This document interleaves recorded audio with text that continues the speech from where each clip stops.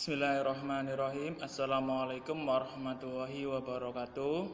Selamat pagi anak-anak kelas 4A. Semoga kita selalu sehat selalu. Pada pagi hari ini kita akan belajar pembelajaran 5 sampai pembelajaran 6. Baik, kita langsung saja mulai.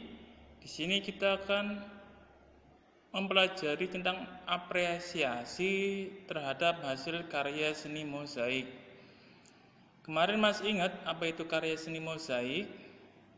Ya, karya seni mozaik adalah karya seni tempel yang menggunakan bahan-bahan berukuran kecil, bisa dari biji-bijian ataupun dari kertas yang dibuat kecil.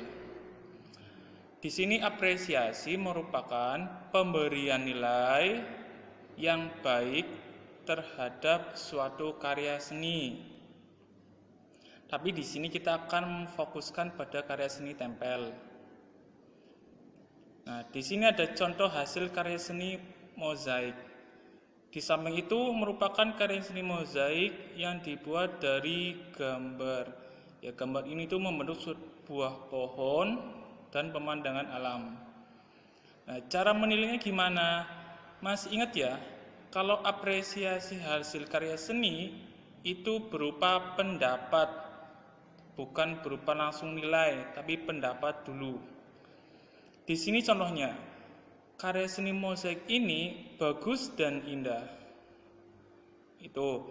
Yang kedua, bisa juga menurut saya karya seni mozaik ini akan lebih baik ditambahkan gambar hewan. Itu juga bisa. Menurut kamu gimana gambar tersebut? Coba kamu nilai sendiri ya. Terus beri pendapat gambar tersebut. Selanjutnya, laporan wawancara.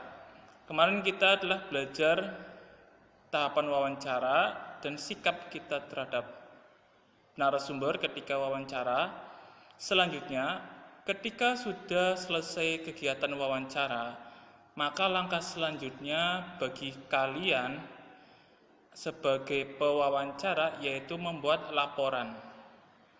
Laporan ini diambil dari hasil wawancara ketika kalian bertemu narasumber. Semua informasi yang kita dapat sebaiknya jangan cuma kita ingat ya. Jadi kita perlu tulis di catatan atau perlu kita rekam menggunakan alat seperti tape recorder atau HP juga bisa. Nah, di sini laporan wawancara bertujuan untuk memudahkan orang lain membaca dan mengetahui informasi penting yang kita telah peroleh dari narasumber. Berikut ini format menulis laporan hasil wawancara. Pertama, ada latar belakang. Latar belakang itu diisi tentang alasan kamu melakukan kegiatan wawancara. Yang kedua, ada maksud dan tujuan. Di sini menuliskan maksud dan tujuan dilakukannya wawancara. Ketiga, ada topik wawancara. Menulis topik wawancara. Seputar apa kamu dalam mewawancarai. Yang keempat, di sini ada waktu dan tempat kegiatan. Di sini menuliskan waktu dan tempat kamu melaksanakan kegiatan wawancara. Yang kelima, laporan hasil wawancara. Di sini kamu menuliskan narasumbernya siapa, dituliskan namanya. Terus pewawancaranya itu siapa, tuliskan narasumbernya tadi ya. Dan hasil wawancaranya. Jadi dituliskan narasumbernya namanya siapa, pewawancara namanya kamu atau teman kamu bisa ditulis. Terus hasil dari wawancara berupa jawaban dari narasumber. Terakhir, kamu menuliskan kesimpulan. Ya, menuliskan kesimpulan di sini berarti menuliskan hasil akhir dari wawancara. Jadi jawaban narasumber itu disimpulkan menjadi apa? Nah, itu jadi kesimpulannya. Inilah langkah-langkah menulis laporan hasil wawancara. Selanjutnya, tentang melestarikan hewan langka. Kalian masih ingat pembelajaran lalu tentang hewan-hewan yang dilindungi? Ya, hewan yang dilindungi itu karena keberadaannya sudah sedikit atau bisa dikatakan hewan langka. Jadi kalau kita tidak lindungi, ketika hewan itu sudah diburu habis, maka akan punah. Makanya sebagai manusia kita wajib melestarikan hewan-hewan langka. Di sini ada contoh gambar elang Jawa ya. Elang Jawa itu merupakan binatang asli Indonesia. Nah, cara melestarikannya gimana? Pertama, bisa juga kebun binatang Ragunan.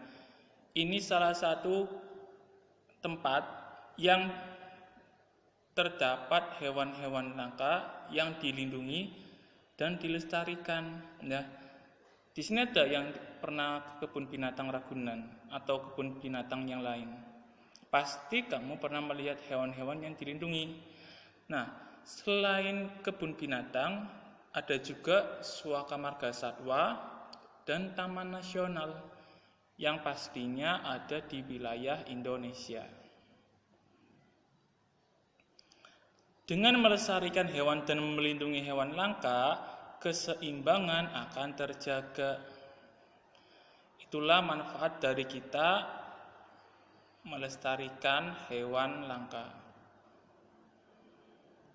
Nah, tugas hari ini silakan kerjakan latihan soal subtema 2 halaman 189 sampai 190.